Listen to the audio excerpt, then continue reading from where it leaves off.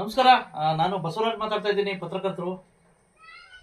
ಏನಿವತ್ತು ನಮ್ಮ ಒಂದು ರೀತಿ ಕರ್ಮಭೂಮಿ ನನ್ನ ವೀರಾಪುರ ಗ್ರಾಮಕ್ಕೆ, ನನ್ನ ಸ್ವಗೃಹಕ್ಕೆ ವಿಶೇಷವಾಗಿ ಬಂದಿರತಕ್ಕಂಥ ACF aunty corruption federation force ಅಂತಕ್ಕಂಥ ಒಂದು ಸಂಘಟನೆ, ಭ್ರಷ್ಟಾಚಾರ ನಿರ್ಮೂಲನ ಒಂದು ರೀತಿ ಸಂಘಟನೆ ಇದು.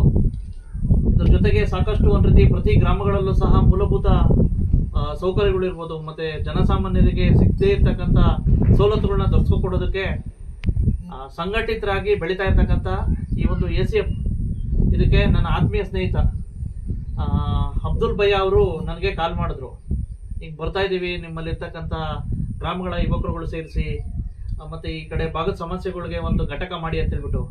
ಸದರಿ ಪ್ರಕಾರ ಬಹುಕಾಲದ ಗೆಳೆಯ ಅವರು ಈ ಸಂಘಟನೆಯಲ್ಲಿ ಗೌರವಾಧ್ಯಕ್ಷರು, ಕಿತ್ತೂರು ತಾಲೂಕು ಗೌರವಾಧ್ಯಕ್ಷರು, ಮತ್ತೆ ನಮ್ಮ ಪಾಟೀಲ್ರು ಬಂದವ್ರೆ, ಮತ್ತೆ ನಮ್ಮ ತುರ್ಮುರಿಯವ್ರು ಬಂದವ್ರೆ, ಮತ್ತೆ ಬೈಲೂರು ಅಣ್ಣವ್ರು ಬಂದವ್ರೆ. ಇವರೆಲ್ಲ ಇದೇ ಸಂಘಟನೆಯವರು.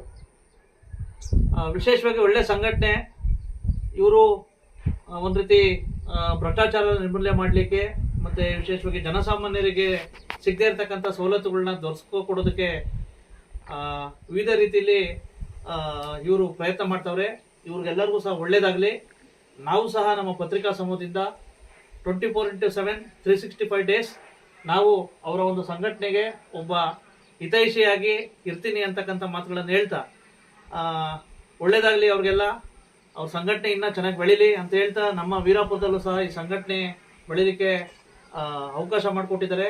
ಅದನ್ನು ನಮ್ಮೂರು ಹುಡುಗರು ಸಹ ಚೆನ್ನಾಗಿ ಯುಟಿಲೈಸ್ ಮಾಡ್ಕೊಳ್ಳಿ ಅಂತ ಹೇಳ್ಬಿಟ್ಟು, ಇನ್ನೂ ಚೆನ್ನಾಗಿ ಬೆಳೀಲಿ, ಜನಸಾಮಾನ್ಯರ ಒಂದು ರೀತಿ ಕಣ್ಣೀರನ್ನ ಒರೆಸ್ಲಿ ಅಂತ ಹೇಳ್ಬಿಟ್ಟು ಅವ್ರಿಗೆ ಶುಭ ಹಾರೈಸ್ತೇನೆ. ನಮಸ್ಕಾರ, ಥ್ಯಾಂಕ್ ಯು.